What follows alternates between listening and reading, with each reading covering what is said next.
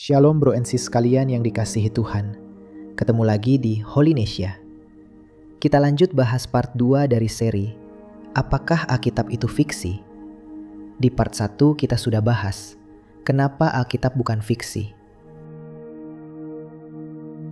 Kalau karangan manusia, penulisnya pasti bikin cerita yang lebih manis dan mudah, bukan penuh perjuangan dan penderitaan seperti yang ada di Alkitab. Nah, hari ini kita jawab pertanyaan yang sering muncul. Kok ada raksasa Goliat, ular berbicara, 10 tulah Mesir, api dari langit, dewa palsu, miracle besar? Bukankah itu jadi bikin Alkitab terkesan fiksi dan bagai sebatas mitos kuno? Jawabannya, tidak. Good news-nya, hal-hal itu bukanlah sekedar fiksi. Justru elemen-elemen itu membuktikan Alkitab adalah catatan sejarah rohani yang autentik, sesuai dengan konteks zamannya. Kenapa? Karena di zaman Alkitab, terlebih di Perjanjian Lama, batas antara alam spiritual dan alam jasmania sangat tipis.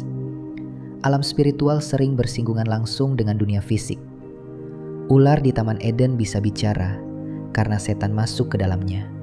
Itu di Kejadian 3. 10 tulah Mesir, air jadi darah, katak, belalang, kegelapan, anak sulung mati. Itu campur tangan Tuhan langsung buat lawan dewa-dewa palsu Mesir. Api dari langit membakar korban Elia di Gunung Karmel di 1 Raja-Raja 18, membuktikan Allah yang hidup lawan Baal. Juga ada Goliat raksasa di 1 Samuel 17. Tingginya sekitar 2,9 meter.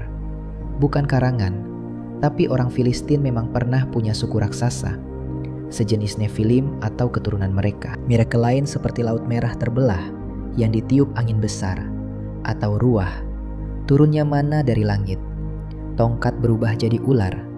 Semuanya sungguh terjadi di masa itu, karena Tuhan sedang membangun identitas bangsa Israel dan menunjukkan supremasinya atas dewa-dewa palsu. Di zaman sekarang, miracle yang kasat mata seperti itu jarang kita lihat. Kenapa? Karena zaman sudah berubah, guys.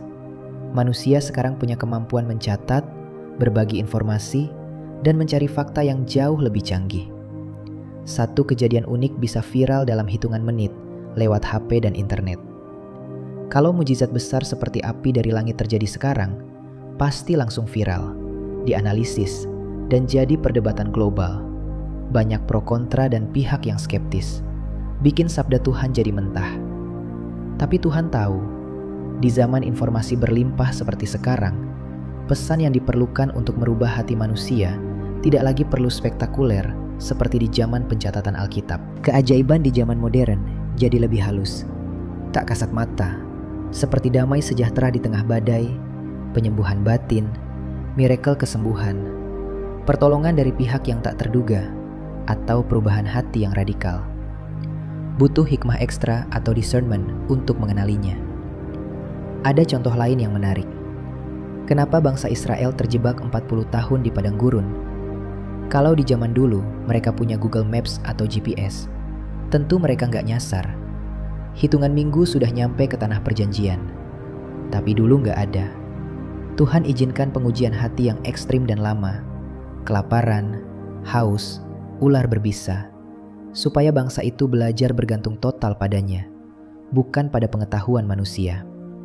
Di zaman sekarang, hal itu tampak nggak masuk akal, karena teknologi sudah maju. Tapi bukan berarti peristiwa di Alkitab itu karangan ya bro and sis. Itu sesuai konteks zamannya. Jadi di zaman kita ini, perjalanan iman relatif lebih ringan, tapi lebih membutuhkan hikmah mendalam ya bro and sis. So, dengan bimbingan dari Tuhan Yesus, aku kembali tegaskan, Alkitab itu bukan fiksi, karena miracle sebesar itu terjadi di zaman di mana batas spiritual masih sangat tipis, dan Tuhan sedang membangun fondasi iman umatnya.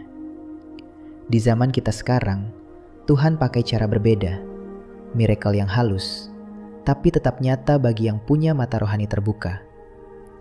Alkitab tetap relevan, karena itu adalah blueprint rencana Tuhan yang timeless, dan pengalaman real para tokohnya bisa kita terapkan hari ini. Makin seru kan? Stay tune untuk part 3 di mana kita bahas hal-hal yang lebih personal, yang bakal bikin kalian lebih cinta sama Alkitab kalian.